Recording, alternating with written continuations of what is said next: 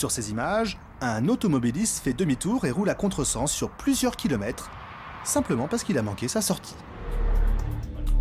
Nous sommes au poste de contrôle de Nanterre.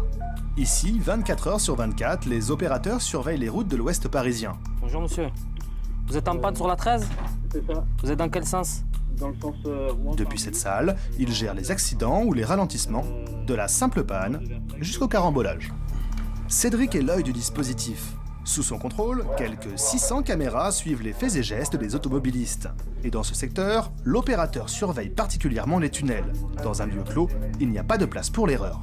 Si on se trompe dans l'action, si on se trompe dans la localisation, les dégâts pour les voitures prises au piège vont se terminer par des morts.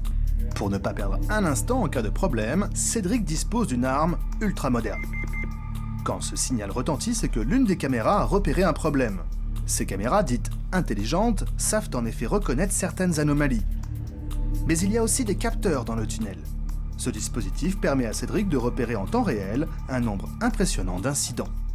Un véhicule arrêté sur les voies alors que normalement la circulation est fluide.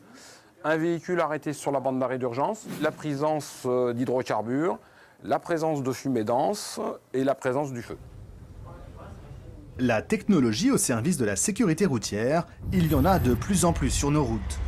En Bretagne, dans les Côtes-d'Armor, sur 14 km, la départementale qui relie Guingamp à Lannion est équipée d'un dispositif innovant. Son but, éviter qu'un contresens ne tourne à la catastrophe.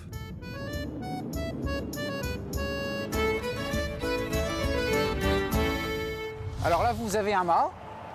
Au sommet, vous avez un dispositif qui est basé sur différentes technologies, radar, vidéo, acoustique, qui va détecter un véhicule en contresens. Dès la détection, le dispositif va communiquer par radio l'information au panneau à message variable qui se trouve derrière. Les panneaux répartis le long de la route affichent un message pour signaler le danger aux automobilistes. Ceux-ci peuvent aussitôt se ranger sur le bas-côté pour éviter une collision. Parmi les voitures à contresens, il n'y a pas que des erreurs involontaires. Il y a aussi des contresens très volontaires. Quelqu'un s'est trompé de sens de route, il s'arrête sur la route, fait demi-tour, très volontairement. Difficile à croire, mais les caméras ne mentent pas. Sur ces images, un automobiliste fait demi-tour et roule à contresens sur plusieurs kilomètres, simplement parce qu'il a manqué sa sortie. Dans la quête d'innovation technologique au service de notre sécurité, les constructeurs automobiles ne sont pas en reste.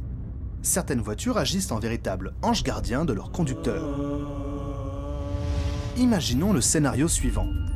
Vous roulez sur une route de campagne peu fréquentée. Aucun obstacle en vue. Pourtant, les routes les plus tranquilles ne le sont jamais tout à fait. Ici, aucune caméra de surveillance ne peut vous repérer.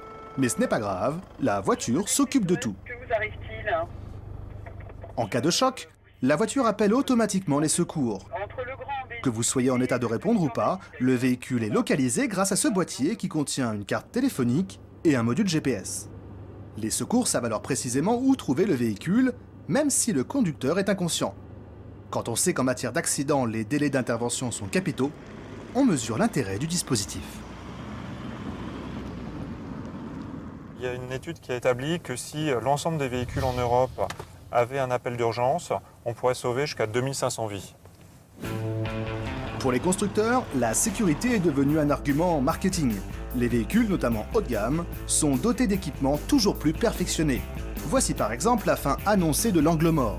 Sur certaines voitures, des capteurs signalent l'arrivée d'un véhicule par l'arrière. Cette minuscule caméra scrute quant à elle les franchissements de lignes blanches et sonne l'alarme pour raviver la vigilance du conducteur inattentif. Avec cette autre technologie, la voiture freine elle-même pour éviter un accrochage. Ces innovations sont indéniablement efficaces, mais attention, même les anges gardiens ont leurs limites. Un conducteur ne doit pas compter sur sa voiture pour être vigilante à sa place. C'est pas sa voiture qui doit lui dire attention, tu es fatigué, tu dérives vers la droite. Oui, c'est très bien, ça peut servir. En aucun cas, on doit se reposer là-dessus. Au début de l'apparition du système ABS sur les voitures, les gens croyaient que la voiture pourrait rattraper leurs erreurs. Or, ce n'est pas le cas, il y avait même eu un peu plus d'accidents à l'époque. Même secondé par des technologies chaque jour plus performantes, il ne faut pas oublier que le seul maître à bord, responsable de sa conduite, c'est l'automobiliste. C'est nous.